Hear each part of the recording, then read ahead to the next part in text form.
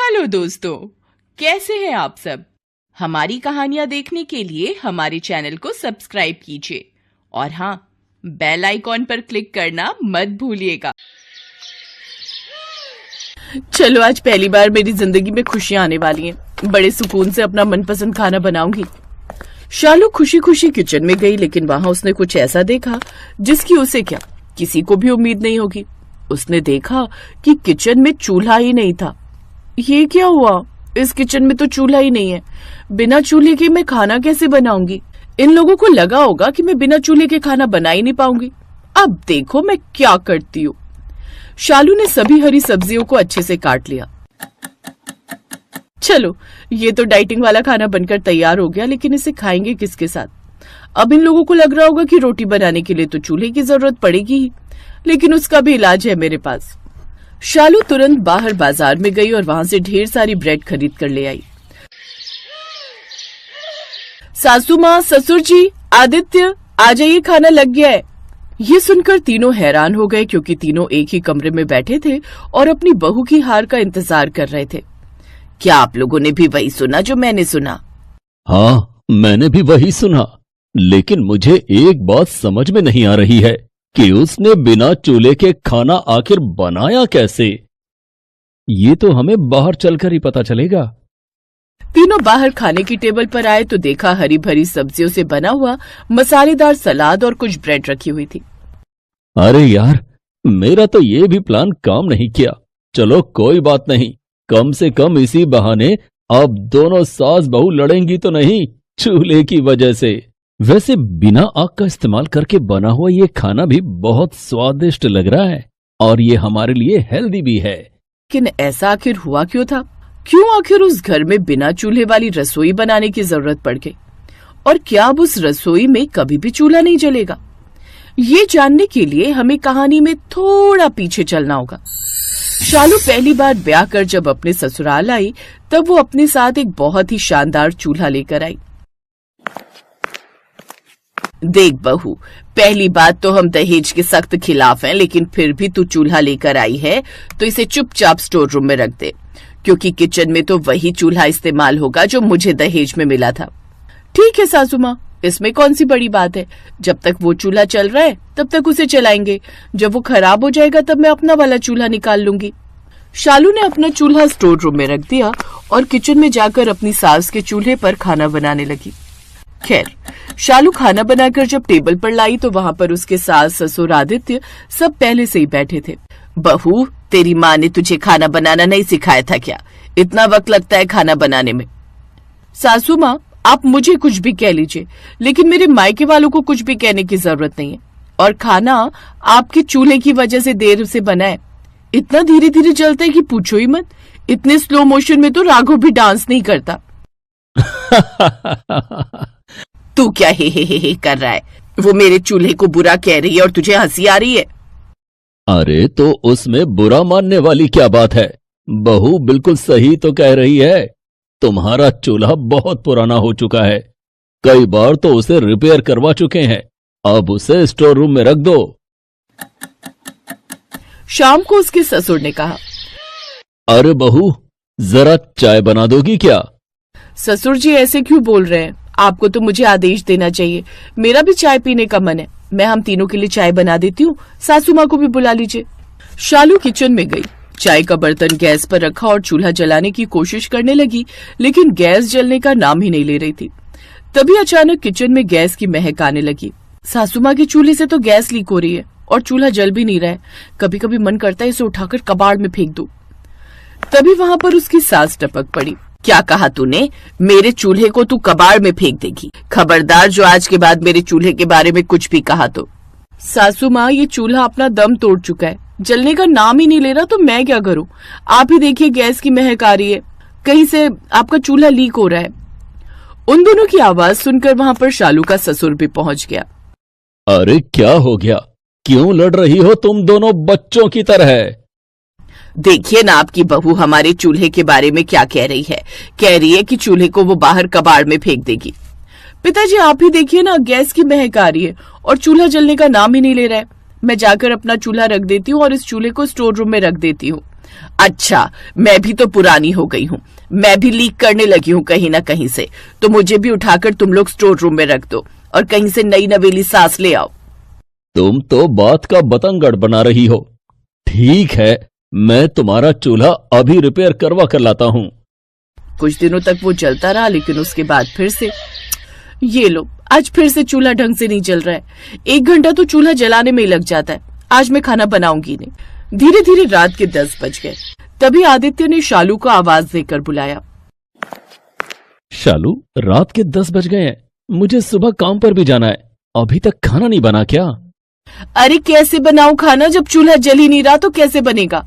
1 घंटा तो चूल्हा जलाने में ही लग जाता है। मैं नया चूल्हा लेकर आई हूँ, वो बेचारा स्टोर रूम में रखा हुआ है, उसकी कोई इज्जत ही नहीं। अभी तक तो सब कुछ ठीक से चल रहा था। जब से तेरी बीवी इस घर में आई है, तब से इस घर में हर रोज मेरे चूल्हे को लेकर लड़ाई हो रही है। ऐसा करती हूँ, इस चूल्हे को लेकर मैं ही इस घर से निकल जाती हूँ, फिर सारा मामला ठीक हो जाएगा। माँ, एक चूल्हे को लेकर इतना ज्यादा पॉजेसिव क्यों हो रही हो? हम लोग आपके चूल्हे को कहीं बाहर फेंकने तो नहीं जा रहे। उसे चुपचाप सजाकर स्टोर रूम में रख देते हैं। हर रोज आप उसके दर्शन कर लेना। शालू नया चूल्हा लेकर आई है, उसमें जल्दी खाना भी बन जाएगा। नहीं, रहने दो, मैं अपने चूल्हे को लेकर घर से भाग जाती हूँ, फिर तुम लोग अपने नए चूल्हे के साथ खाना बनाना। तुम दोनों जब देखो तब उस चूल्हे को लेकर हमेशा लड़ाई झगड़ा क्या करती हो? तुम बहू का नया चूल्हा किचन में नहीं रखना चाहती और बहू पुराने चूल्हे के साथ खाना बनाना नहीं चाहती। सासू माँ, ससुर जी, मैं उसी पर किसी तरह से खाना बना लिया करूंगी। देखा, आखिरकार जीत मेरे चूल्हे की हुई। इसीलिए कहती हूँ बहू, अपनी सास से कभी पंगा मत लेना। और शालू उसी में खाना बनाने की कोशिश करने लगी। वो बार बार चूल्हा जलाने की कोशिश कर रही थी, लेकिन चूल्हा जल ही नहीं रहा था। तभी अचानक गैस लीक होने की वजह से आग पकड़ ली। शालू की साड़ी भी जलने लगी। वो जोर जोर से चिल्लाने लगी, आदित्य बचाओ, पिताजी बचाओ, बचाओ। आदित्य ने बाल्टी भर भर कर जल्दी से पानी डाला और थोड़ी देर में आग बुझ गई। 3 दिन के इलाज के बाद शालू ठीक होकर वापस घर आ गई। पड़ गई तुम्हारे कलेजे को ठंडक। ये तो अच्छा हुआ कि वक्त पर आदित्य ने पानी डाल दिया, वरना कुछ भी हो सकता था शालू के साथ। अब क्या उसे भगवान के पास पहुंचा कर ही मानोगी? बहू, मुझे माफ कर दो। मुझे अपने चूल्हे पर अहंकार हो गया था। आज जो तेरे साथ हुआ है, कल वो मेरे साथ भी हो सकता है। किसी की जिंदगी के साथ खिलवाड़ करने का मेरा कोई हक नहीं। आदित्य बेटा, मेरा चूल्हा स्टोर रूम में रख दे और जो चूल्हा बहू लेकर आई है उसे रसोई घर में रख दे। आदित्य ने नया वाला चूल्हा रसोई घर में रख दिया और सभी खुशी खुशी रहने लगे।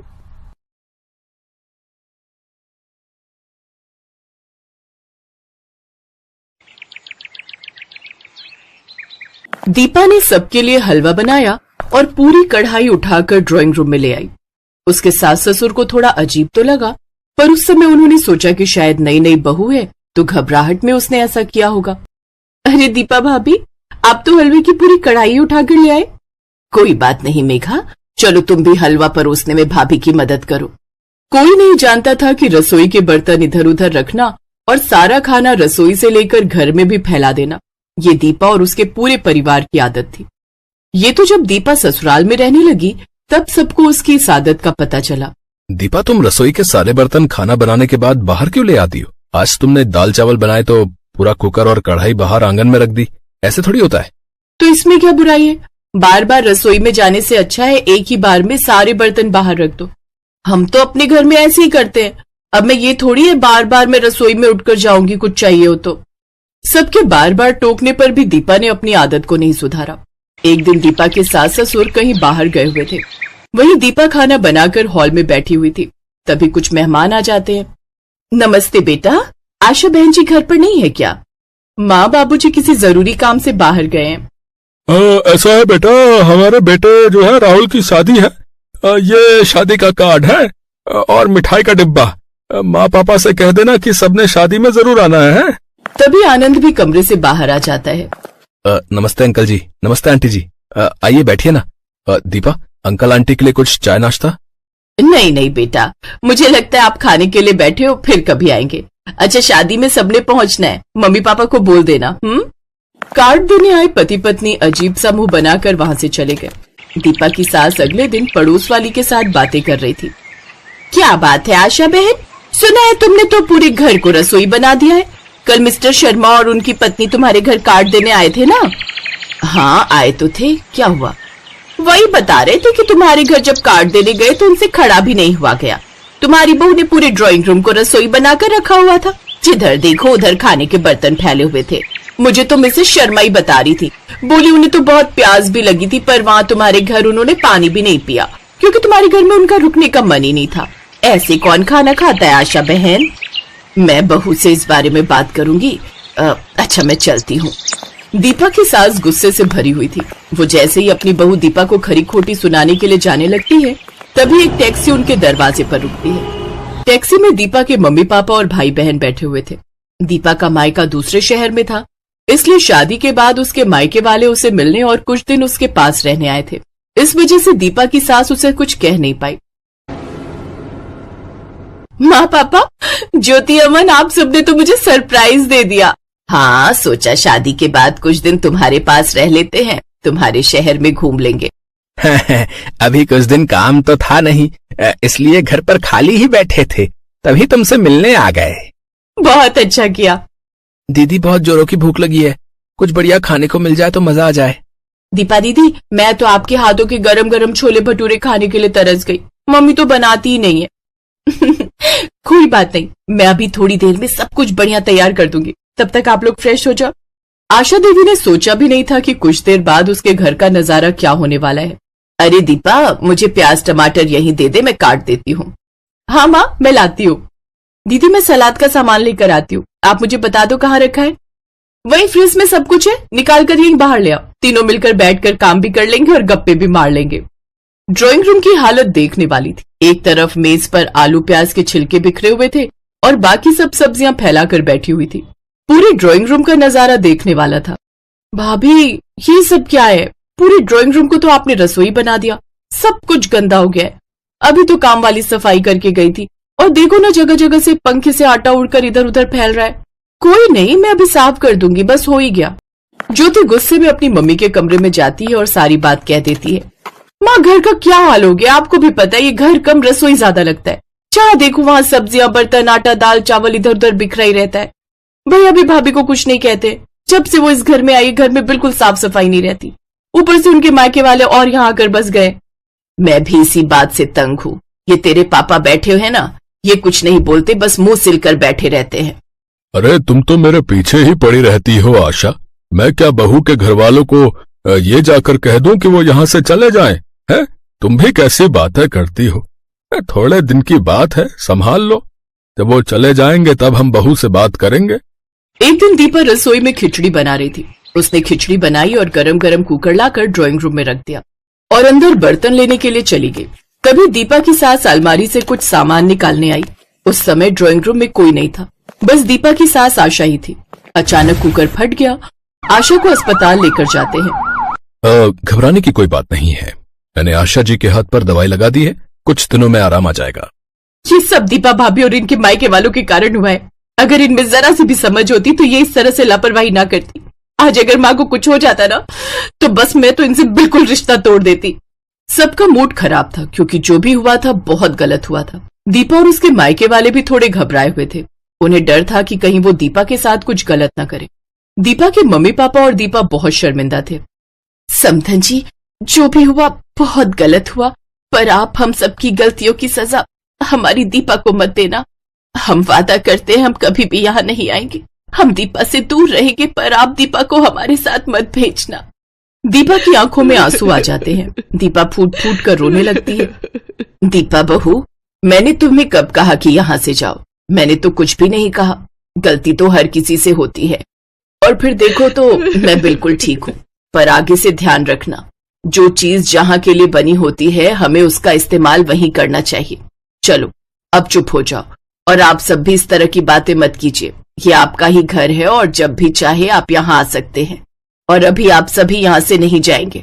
अगले हफ्ते दीपा का जन्मदिन है, उसके बाद ही हम आपको जाने देंगे।